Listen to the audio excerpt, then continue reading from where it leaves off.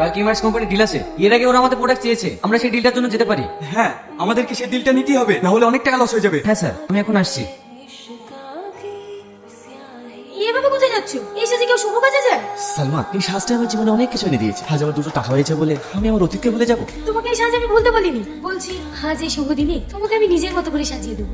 এইসবের কোনো দরকার নেই। তুমি আমার কথা শুনবে না? এ কি বলছো তুমি? আমি তোমার কথা শুনবো না?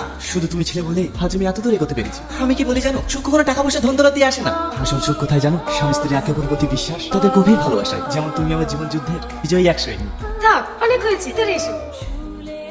দেখুন, এই মুহূর্তে আমরা আপনার কোম্পানির সঙ্গে ডিল করতে পারছি না। কি বলছেন? আপনারাই তো আমার কোম্পানির সাথে ডিল করতে চেয়েছিলেন। হ্যাঁ চেয়েছিলাম, তখন আপনাদের প্রোডাক্টের কোয়ালিটি ভালো ছিল, আবার দামও কম ছিল। আর এখন কোনোটাই নেই, তাই আমরা এই ডিলটি বিএনএস কোম্পানির সঙ্গে করেছি।